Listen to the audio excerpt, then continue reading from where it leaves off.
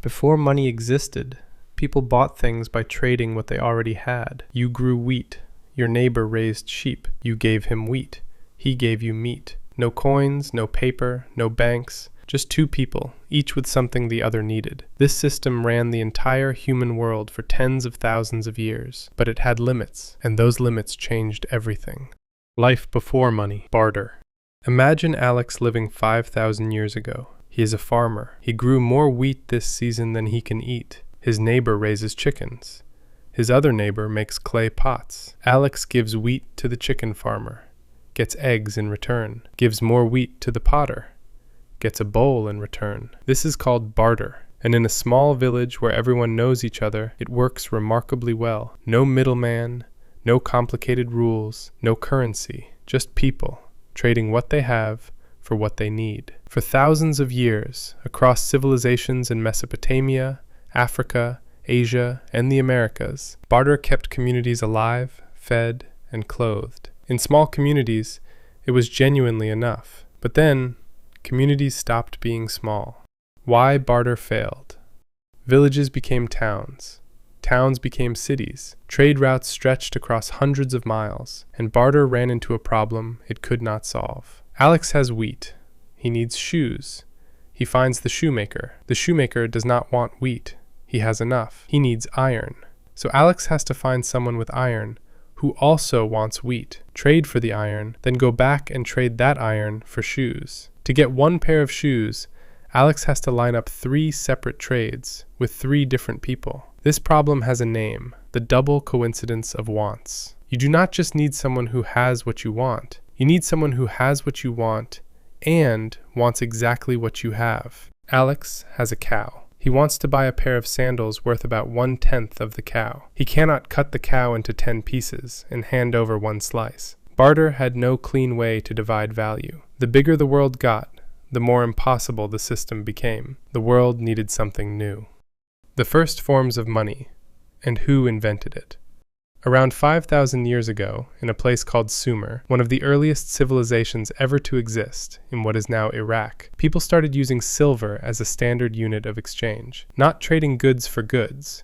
Instead, sell your goods for silver, then use the silver to buy whatever you need from anyone. Silver became the middleman. Instead of finding someone who had shoes and also wanted wheat, Alex could sell his wheat for silver, then buy shoes from anyone who accepted silver. The double coincidence of wants problem disappeared. Other civilizations found their own versions. In parts of Asia and Africa, cowrie shells served as money for centuries. In Egypt, bronze rings. In parts of ancient America, cocoa beans. The specific object did not matter. What mattered was that everyone in the community agreed it had value. But the single most important invention in the history of money came around 600 BC in a kingdom called Lydia, in what is now Turkey. The Lydians created the first standardized metal coins, small discs of metal, stamped with an official government seal, guaranteeing their weight and purity. Before coins, you had to weigh your metal every time to prove it was real. With a coin, the government's stamp said, "This is genuine. This is worth exactly this much. Trust it." That trust changed everything. Coins spread across the ancient world in decades, not centuries, and the system they created, one object, agreed value, accepted everywhere, is still the foundation of every currency on Earth today. Why gold became valuable. Silver coins worked well, but over time, one metal rose above everything else: gold. And the reason gold became the most valued thing on Earth for thousands of years is not mysterious. It is actually very logical. Gold does not rust.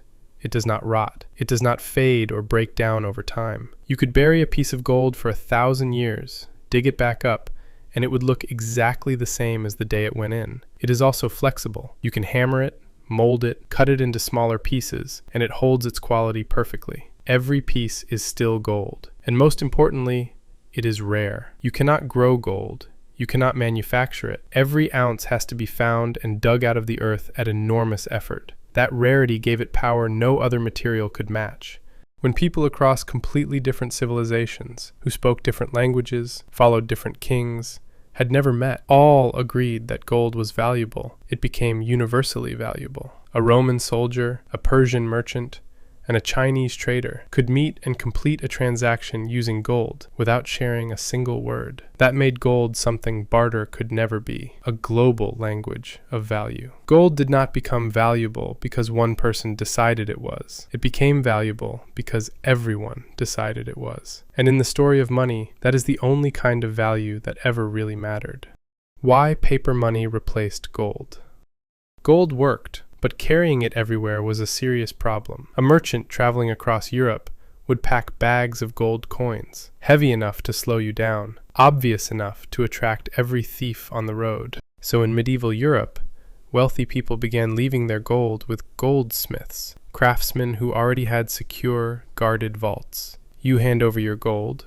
The goldsmith gives you a paper receipt. This note represents 50 gold coins stored in my vault. Then something clever happened. Merchants realized they did not need to physically collect the gold every time they made a deal. They could just hand over the receipt. The paper was as good as the gold, because everyone knew the gold was sitting safely in the vault behind it. Governments noticed and started printing official paper notes backed by gold stored in national vaults. This was called the gold standard. Every paper note represented a specific amount of real gold you could, in theory, go and collect. But in 1971, something changed everything. The United States government, under President Nixon, announced that the dollar would no longer be tied to gold. Paper money was now backed by nothing physical at all, just trust. Trust in the government.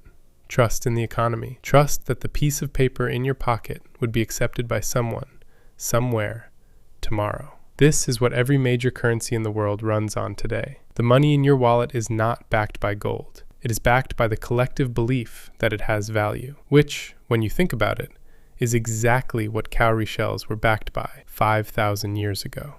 The future of money.